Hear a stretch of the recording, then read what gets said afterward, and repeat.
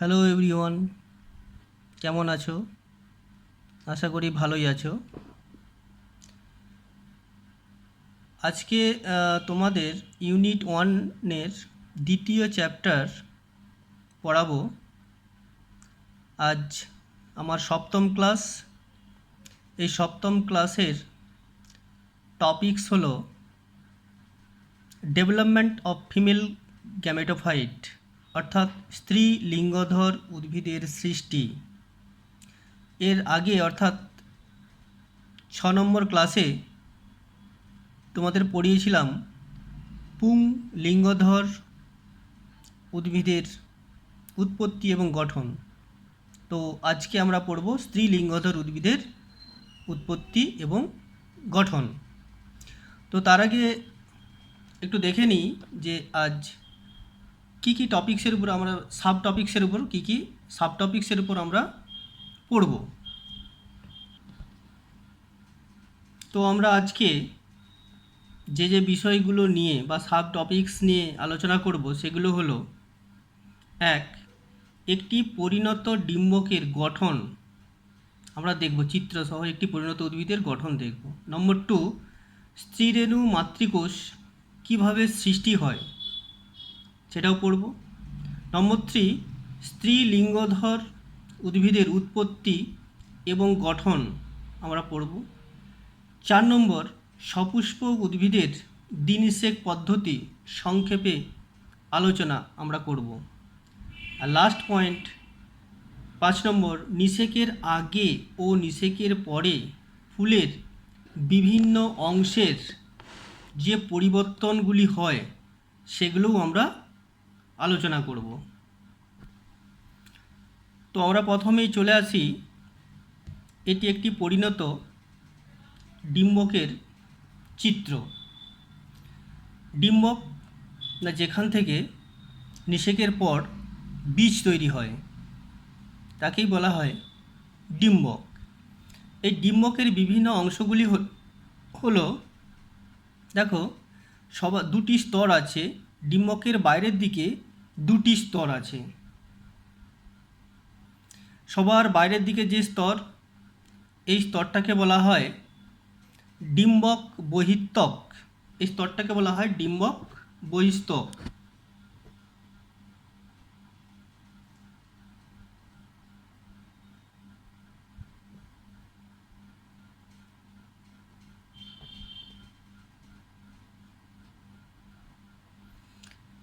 আর ভেতরের দিকে যে স্তরটি, যেটা লাল কালি দিয়ে দেখানো হয়েছে, ওইটাকে বলা হয় ডিম্বক অন্তস্তক। এটাকে বলা হয় ডিম্বক বহিস্তক সবার বাইরে, তার ভেতরে বলা হয় ডিম্বক অন্তস্তক। এই ডিম্বক ত্বকের ভেতরে যে সমস্ত কোষগুলো দেখতে পাচ্ছি এগুলোকে বলা হয় নিউসেলাস বা ভ্রূণ পোষক কলা। এই ভ্রূণ পোষক কলার মধ্যেই একটি স্পেশাল কোষ ডেভেলপমেন্ট হয়েই এমব্রায়োস্যাক বা ভ্রূণস্থলী গঠন করেছে। এইটার ডিটেলস আমরা পরে আসছি। স্ত্রীলিঙ্গধর কীভাবে সৃষ্টি হয় সেটা সম্পর্কে এটা আমরা বলবো। তো এই এমব্রায়োস্যাক বা ভ্রূণস্থলীর ভেতরে দেখো, ওপরের দিকে যে তিনটি, ওপরের দিকে বলাটা যুক্তিসঙ্গত নয়, বলবো ডিম্বক রন্ধ্রের দিকে। অর্থাৎ ডিম্বক রন্ধ্র কোনটা না, এই ডিম্বক ত্বক নিউসেলাসকে সম্পূর্ণরূপে ঢেকে রাখতে পারে না, একটা জায়গায় উন্মুক্ত অবস্থায় থাকে। এই ফাঁকা বা উন্মুক্ত জায়গাটাকেই বলা হয়, ডিম্বকের ফাঁকা বা উন্মুক্ত অংশটাকে বলা হয় ডিম্বক রন্ধ্র বা মাইক্রোপাইল। এই ডিম্বক রন্ধ্রের দিকে ভ্রূণস্থলীর ডিম্বক রন্ধ্রের দিকে অংশে তিনটি কোষ দেখা যায়। এই তিনটি কোষ থাকে, এই তিনটি কোষকে বলা হয় এগ অ্যাপারেটাস। এই এগ অ্যাপারেটাসের সবচেয়ে বড় কোষটিকে বলা হয় ডিম্বাণু এবং বাকি দুটোকে বলা হয় সহকারী কোষ বা সাইনার্জিডস। মাঝে একটি কোষ থাকে ডিপ্লয়েড কোষ, এগুলো সব হ্যাপ্লয়েড, তিনটি হ্যাপ্লয়েড। আর মাঝে একটি ডিপ্লয়েড কোষ থাকে যেটাকে বলা হয় ডেফিনিট নিউক্লিয়াস বা নির্ণীত নিউক্লিয়াস। আর নিচের দিকে যেটা থাকে, অর্থাৎ ডিম্বক মূলের দিকে যেটা থাকে, তিনটে কোষ থাকে, তিনটেই হ্যাপ্লয়েড, এগুলোকে বলা হয় অ্যান্টিপোডালস বা প্রতিপাদক কোষ। এবার দেখো ডিম্বক মূল, এখানটাকে বলা হয় ডিম্বক মূল, অর্থাৎ যে অংশ থেকে কি বলে ডিম্বকের ত্বক সৃষ্টি হয়, ডিম্বকের ত্বক সৃষ্টি হয়, সেই অংশটাকে বলা হয় ডিম্বক মূল। এটা হচ্ছে ডিম্বক মূলের পোর্শন। এটা হচ্ছে ডিম্বক নাভি, যার সাথে যুক্ত থাকে ডিম্বক বৃন্ত। ডিম্বক বৃন্তের সাথে যুক্ত থাকে, ডিম্বক বৃন্তের সাথে ডিম্বককে যুক্ত রাখে ডিম্বক নাভি। এই হলো একটি ডিম্বকের সম্পূর্ণ গঠন। এবার আসছি যে কীভাবে রেণু মাতৃকোষের সৃষ্টি হয়। কিভাবে রেণু মাতৃকোষের সৃষ্টি হয় আমরা একটু জেনে নিই। তো এই কোষগুলোকে বলা হয় নিউসেলাস কোষ। এগুলোকে বলা হয় নিউসেলাস। এই নিউসেলাসের একটি কোষ আকার এবং আয়তনে বড় হয়, এই কোষটিকেই বলা হয় আর্কিস্পোরিয়াল কোষ। নিউসেলাসের একটি কোষ যেটা স্পেশাল কোষ বলা হয়, সেই স্পেশাল কোষটি আকার এবং আয়তনে, এর নিউক্লিয়াসও বড় হয় এবং সাইটোপ্লাজম ঘন হয়। এই বড় নিউক্লিয়াস এবং ঘন সাইটোপ্লাজম সহ কোষটির আকার আকৃতি বড় হয়, এটাকে বলা হয় আর্কিস্পোরিয়াল কোষ। এই আর্কিস্পোরিয়াল কোষ টুয়েন অর্থাৎ ডিপ্লয়েড। আর্কিস্পোরিয়াল কোষ মাইটোসিস কোষ বিভাজনে বিভাজিত হয়ে দুটি কোষ উৎপন্ন করে। একটি ধারের দিকে যেটাকে বলা হয় প্রাথমিক প্রান্তীয় কোষ, এবং যেটা ভেতরের দিকে থাকে সেটাকে বলা হয় প্রাথমিক রেণুধর কোষ। এই প্রাথমিক প্রান্তীয় কোষ ডিম্বকের চারপাশে প্রাচীর সৃষ্টি করে। প্রাথমিক প্রান্তীয় কোষ বিভাজনের ফলে, মাইটোসিস কোষ বিভাজনের ফলে ডিম্বকের চারপাশে প্রাচীর বা ত্বক সৃষ্টি করে, ডিম্বক ত্বক সৃষ্টি করে এই প্রাথমিক প্রান্তীয় কোষ। এবং প্রাথমিক রেণুধর কোষটাই আকার আয়তনে বড় হয়ে স্ত্রী রেণু মাতৃকোষ সৃষ্টি হয়। এই স্ত্রী রেণু মাতৃকোষ মিওসিস টুয়েন হয় অর্থাৎ ডিপ্লয়েড। এই স্ত্রী রেণু মাতৃকোষ মিওসিস প্রক্রিয়ায় বিভাজিত হয়ে চারটি কোষের সৃষ্টি করে। এই চারটি কোষ সরলরৈখিকভাবে অবস্থান করে। এই চারটি কোষের মধ্যে ভেতরের দিকের যে কোষটি, এটি সক্রিয় স্ত্রীরেণু হিসেবে পরিগণিত হয়। ভেতরের দিকের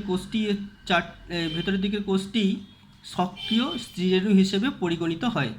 বাকি যে তিনটি স্ত্রীরেণু, উপরের দিকে যে তিনটি স্ত্রীরেণু, এগুলো ধীরে ধীরে নষ্ট হয়ে যায়।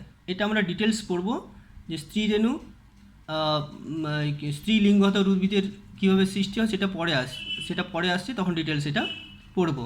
তো আর্কিস্পোরিয়াল কোষ মাইটোসিস প্রক্রিয়ায় বিভাজিত হয়ে দুটি কোষ উৎপন্ন হয়। একটি প্রান্তীয় কোষ যেটা থেকে ডিম্বক প্রাচীর তৈরি করে, আর রেণুধর কোষ, প্রাথমিক রেণুধর কোষ। এই প্রাথমিক রেণুধর কোষটি আকার আয়তনে বড় হয়ে স্ত্রী রেণু মাতৃকোষের সৃষ্টি হয়।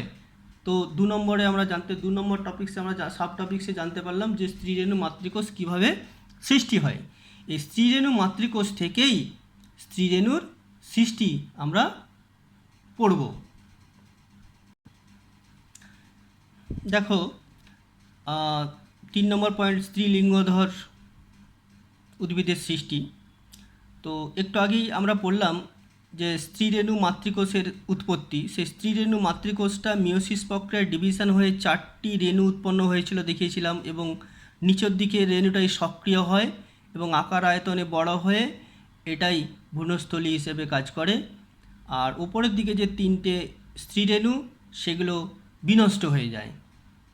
তো পরের স্টেপ এই সক্রিয় স্ত্রীরেণু, এটা হ্যাপ্লয়েড, 4টেই হ্যাপ্লয়েড। এই 3টে নষ্ট হয়ে যায় কোষ, আর এইটা হচ্ছে হ্যাপ্লয়েড অবশ্যই, তাতে n সংখ্যক নিউক্লিয়াসের ক্রোমোজোম বিশিষ্ট হয়।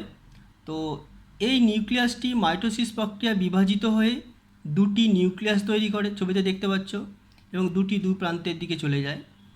আবার দ্বিতীয়বার মাইটোসিস প্রক্রিয়া হয়, তখন দুটো থেকে হয়ে যায় 4টে। আবার একবার মাইটোসিস প্রক্রিয়া হয়, দুটো থেকে হয় 4টে, এই দুটো থেকে আবার 4টে, অর্থাৎ 8টি নিউক্লিয়াস বিশিষ্ট এমব্রায়ো স্যাক। এটাকে বলা হয় 8 নিউক্লিয়াস বিশিষ্ট ভ্রূণস্থলী। ম্যাক্সিমাম সপুষ্পক উদ্ভিদেরই ভ্রূণস্থলী 8 নিউক্লিয়াস বিশিষ্ট হয়। তো এই চারটে নিউক্লিয়াসের মধ্যে একটা নিউক্লিয়াস মাঝের দিকে আসে আর নিচের চারটে নিউক্লিয়াসের একটা নিউক্লিয়াস মাঝের দিকে যায়। এই ছবিতে দেখতে পাচ্ছ প্রত্যেকে একটা নিউক্লিয়াস এসছে, নিচ থেকে একটা নিউক্লিয়াস আসছে। এই নিউক্লিয়াসগুলোকে এই মুহূর্তে পোলার নিউক্লিয়াস বলা হয়। পোলার নিউক্লিয়াস, এই পোলার নিউক্লিয়াসগুলো ফিউশন করে, অর্থাৎ নিষিক্ত হয়, ফিউশন সংযুক্ত হয়, হয়ে কি হয় না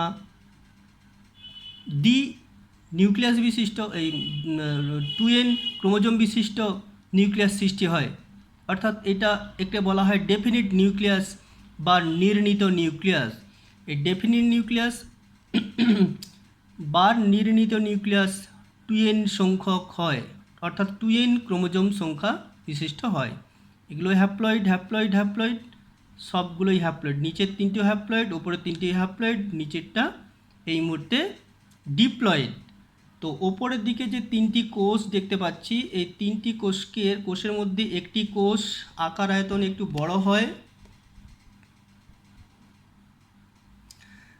ছবিতে দেখতে পাচ্ছ তিনটি কোষ আকার আয়তন একটু বড় হয়, এটাকে বলা হয় ডিম্বাণু।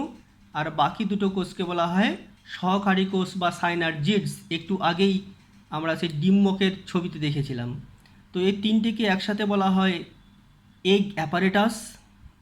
এই সহকারী কোষ, এই দুটোকে বলা হয় সহকারী কোষ বা সাইনার্জিডস। এগুলো খুব ভালো করে পড়বে, মনে রাখবে এগুলো খুব ভালো করে, কারণ পরীক্ষা আসে শর্ট শর্ট কোশ্চেন। আর এটাকে বলা হয় ডিম্বাণু। আর নিচের দিকে যে তিনটি কোষ, এই তিনটি কোষকে বলা হয় প্রতিপাদক কোষ বা অ্যান্টিপোডালস। নিচের তিনটি কোষকে বলা হয় প্রতিপাদক কোষ বা অ্যান্টিপোডালস। তো এভাবেই স্ত্রীলিঙ্গধর উদ্ভিদের স্ত্রীলিঙ্গধরের পরিস্ফুরণ হয়। এরপরে আমরা জেনে নেব যে এই স্ত্রীলিঙ্গধরের ভেতর বা ভ্রূণস্থলীর ভেতর কীভাবে দ্বিনিষেক ঘটে, অর্থাৎ সপুষ্পক উদ্ভিদের দ্বিনিষেক পদ্ধতি এখান থেকেই আমরা একটু জেনে নেব। তো একটু ষষ্ঠ ক্লাসে চলে যাই। ষষ্ঠ ক্লাসে আমরা বুঝিয়েছিলাম যে পুংলিঙ্গধরের কীভাবে উৎপত্তি এবং গঠন হয়। তো এটি একটি পরিণত পুংলিঙ্গধরের গঠন। এই পরিণত পুংলিঙ্গধরের এটাকে বলা হয় পরাগনালী বা পোলেন টিউব বলা হয়। এই পোলেন টিউবটা কখন সৃষ্টি হয়েছিল না, যখন পরাগযোগের সময় যখন পরাগযোগের সময় রেণু যখন গর্ভমুণ্ডে পতিত হয়, সেই গর্ভমুণ্ড থেকে স্টিগম্যাটিক ফ্লুইড শোষণ করে রেণুর ইনটাইন প্রাচীরটা, অর্থাৎ রেণু অন্তঃস্থকটি বাইরের দিকে, রেণু ছিদ্র দিয়ে বাইরের দিকে টিউব আকারে বেরিয়ে আসে, এটাকে বলা হয় পোলেন টিউব। এই পোলেন টিউবের ভেতর প্রাথমিক অবস্থায় তিনটে কোষ থাকে। একদম অগ্রভাগের দিকে যে কোষটা সেটা নালী কোষ বা অঙ্গজ কোষ, এবং বাকি দুটি পুংগ্যামেট থাকে বা পুংকোষ। এটা আমরা আগেই জেনেছি। তো এটা ধীরে ধীরে নষ্ট হয়ে যায়, এটা কোনো নিষিক্ত ঘটে না, এটা পরে নষ্ট হয়ে যায়। দুটি পুংগ্যামেট আছে, দুটি পুংগ্যামেট দুটো নিউক্লিয়াসকে নিষিক্ত করবে, সেটা আমরা আসছি যে দ্বিনিষেক পদ্ধতিতে। এই ছবিটা একটু দেখে নেব। এটি একটি গর্ভপত্রের ছবি।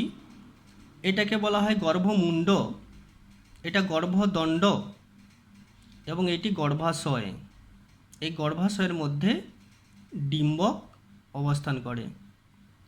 তো রেণু যখন পরাগধানী থেকে উৎপন্ন রেণু যখন নিজভাবে সেলফ অথবা কোনো বাহকের মাধ্যমে যখন রেণু এই গর্ভমুণ্ডে পতিত হয়, তখন এই গর্ভমুণ্ড থেকে স্টিগম্যাটিক ফ্লুইড শোষণ করে এ থেকে অঙ্কুরিত হয়, অর্থাৎ পরাগনালী বেরিয়ে আসে। এই পরাগনালী গর্ভদণ্ডের ভেতর দিয়ে তারপর ভ্রূণস্থলীর ভেতরে প্রবেশ করে।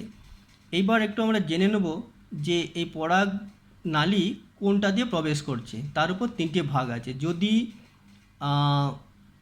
যদি ডিম্বক রন্ধ্র দিয়ে পরাগনালীটা যদি ডিম্বক রন্ধ্র দিয়ে প্রবেশ করে তখন তাকে বলা হয় পুরোগামী। যদি মেসোডার্মাল লেয়ার দিয়ে প্রবেশ করে তখন তাকে বলবো মেসোগামী। এবং যদি ডিম্বক মূল দিয়ে প্রবেশ করে তখন তাকে বলবো চ্যালাজোগ্যামি। তিনটে ভাগ, একটা পুরোগামী, একটা হচ্ছে মেসোগামী, আর একটা চ্যালাজোগ্যামি। আবার চলে আসছি সেই আগের ছবিতে। এটা হচ্ছে স্ত্রীলিঙ্গধর উদ্ভিদ। তো দেখেছিলাম সেখানে দুটো পুংগ্যামেট ছিল। সেই দুটো পুংগ্যামেট এর ভেতরে ঢুকে, অর্থাৎ এমব্রায়ো স্যাক বা ভ্রূণস্থলীর ভেতর ঢুকে একটা ডিম্বাণুকে নিষিক্ত করবে, একটা পুংগ্যামেট এই ডিম্বাণুকে নিষিক্ত করবে এবং সেখান থেকে জাইগোট তৈরি হবে। জাইগোট 2n হয়, ডিম্বাণু n আর শুক্রাণু অর্থাৎ পুং গ্যামেট n, দুটো n যুক্ত হয়ে তৈরি হচ্ছে গ্যামেট, সেখান থেকে তৈরি হয় ভ্রূণ। আর একটা পুংগ্যামেট এই নির্ণীত নিউক্লিয়াসকে নিষিক্ত করছে। তো নির্ণীত নিউক্লিয়াসকে নিষিক্ত করলে সেখান থেকে তৈরি হয় শস্য, এবং শস্য হয় ট্রিপ্লয়েড। কেন ছিল ডিপ্লয়েড, আবার পুংগ্যামেট একটা যুক্ত হচ্ছে, সেটা হ্যাপ্লয়েড। তার 2n যুক্ত n সমান 3n হয়ে গেল। তাহলে শস্য হচ্ছে 3n, এখান থেকে জাইগোট তৈরি হবে, সেটা হচ্ছে তোমার 2n। তো প্রকৃত নিষেক, অ্যাকচুয়ালি এটাকেই প্রকৃত নিষেক বলা হয়। ডিম্বাণুর সাথে পুংগ্যামেটের নিষেক যেটা, সেটাকেই বলা হয় প্রকৃত নিষেক। আচ্ছা, এ প্রসঙ্গে বলে রাখি, আচ্ছা দুবার নিষিক্ত হচ্ছে বলেই, অর্থাৎ দুটো পুংগ্যামেট একটা ডিম্বাণুকে এবং একটা নির্ণীত নিউক্লিয়াসকে নিষিক্ত করছে বলেই একে বলা হয় ডবল ফার্টিলাইজেশন বা দ্বিনিষেক। এখান থেকে একটা শর্ট কোশ্চিন আসে যে ট্রিপল ফিউশন কি? ট্রিপল ফিউশন কি? তো ট্রিপল ফিউশন, ট্রিপল মানে তিনবার মিলিত হচ্ছে। কোথায় কোথায় তিনবার, কখন কখন মিলিত হচ্ছে, একটু বলে দিচ্ছি ট্রিপল ফিউশনটা কি। দেখো, এই যখন স্ত্রীলিঙ্গত দশা শুরু হয়েছিল, সেই স্ত্রীলিঙ্গতর উৎপত্তির সময় নিচ থেকে একটা নিউক্লিয়াস আর উপর থেকে একটা নিউক্লিয়াস গিয়ে একবার ফিউশন হয়েছিল, নম্বর 1 ফিউশন। একবার একটা পুংগ্যামেট ডিম্বাণুকে নিষিক্ত করছে, এটা একটা ফিউশন। আবার একটা পুংগ্যামেট নির্ণীত নিউক্লিয়াসকে নিষিক্ত করছে, এটাও একটা ফিউশন। তাহলে 3বার ফিউশন হচ্ছে বলে একে বলা হয় ট্রিপল ফিউশন। আরেকবার বলে দিচ্ছি, এই জায়গাটায় উপর থেকে একটা নিউক্লিয়াস, নিচ থেকে একটা নিউক্লিয়াস, দুটো নিউক্লিয়াস যুক্ত হয়েছিল, অর্থাৎ ফিউশন হয়েছিল, হয়ে নির্ণীত নিউক্লিয়াস তৈরি হয়েছে, এটা হচ্ছে 1 ফিউশন, এটা একটা ফিউশন। আর কি, ডিম্বাণু একটি পুংগ্যামেট ডিম্বাণুকে নিষিক্ত করেছিল, নম্বর 2 ফিউশন, অর্থাৎ দ্বিতীয় ফিউশন এটা। আবার এই নির্ণীত নিউক্লিয়াসকে আরেকবার পুংগ্যামেট নিষিক্ত করছে, এটা একবার ফিউশন। অর্থাৎ যেহেতু সপুষ্পক উদ্ভিদের দ্বিনিষেক প্রক্রিয়ার সময় 3বার ফিউশন হচ্ছে, তাই একে বলা হয় ট্রিপল ফিউশন। তো এটা গেল সপুষ্পক উদ্ভিদের দ্বিনিষেক প্রক্রিয়া।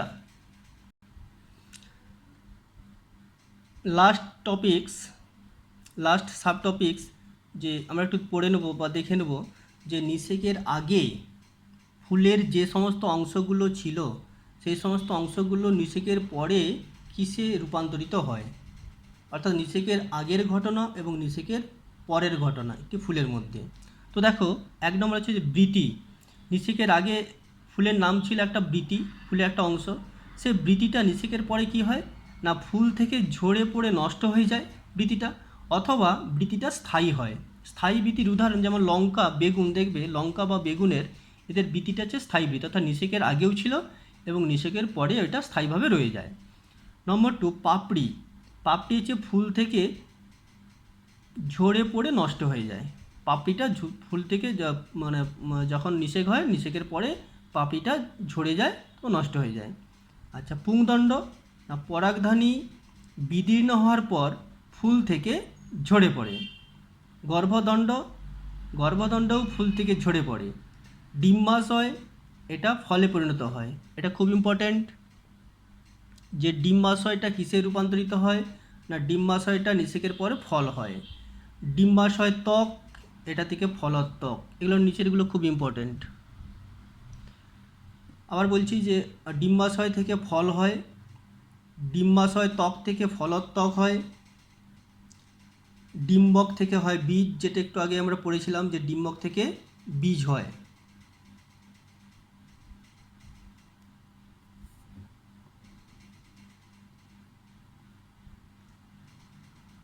তো ডিম্বক থেকে বীজ হয়, ডিম্বক বৃন্ত থেকে বীজের বৃন্ত হয় বা বীজবৃন্ত। ভ্রূণ পোষক কলা অর্থাৎ নিউসেলাস, সেই নিউসেলাস থেকে হয় পেরিস্পার্মে রূপান্তরিত হয় বা নষ্ট হয়ে যায়। ডিম্বক বহিস্তক, এটা থেকে হয় বীজ বহিস্তক, ডিম্বক বহিস্তক থেকে হয় বীজ বহিস্তক। ডিম্বক অন্তস্তক থেকে তৈরি হয় বীজ অন্তস্তক। ডিম্বক মূল থেকে বীজ মূল। আর ভ্রূণস্থলীর মধ্যে যেটা ছিল, ভ্রূণস্থলীর ভেতরে যেটা সহকারী কোষ ছিল, তা সাইনার্জিডস, সেগুলো বিনষ্ট হয়ে যায়, সাইনার্জিডসগুলো বিনষ্ট হয়ে যায়। তাহলে সহকারী কোষটা পরে নষ্ট হয়ে যায়। আর ডিম্বাণু এটা জাইগোট তৈরি হয় এবং পরে সেটা ভ্রূণে গঠিত হয়। তাহলে ডিম্বাণু নিষেকের পর তৈরি হয় প্রথমে জাইগোট, তারপর সেখান থেকে তৈরি হয় ভ্রূণ।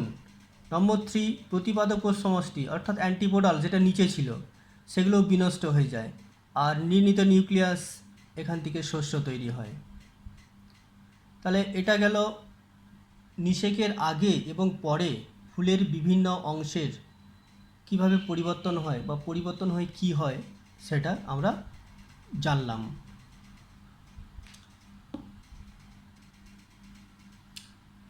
তো আজ এই পর্যন্তই হলো, আজ এই পর্যন্তই। তোমরা বাড়িতে ভালো করে বই পড়ো আর এই ক্লাসটা মন দিয়ে শোনো। এই ক্লাসটা শোনার পর বইটা ভালো করে পড়ে নাও। তো এখান থেকে অনেকগুলো শর্ট কোশ্চিন হয়, যেটা পরে একটা পরীক্ষা নেবো, সেখানে শর্ট কোশ্চিনগুলো দেওয়া হবে, তোমরা পড়ে রেডি থাকো। আজ থাক, টাটা।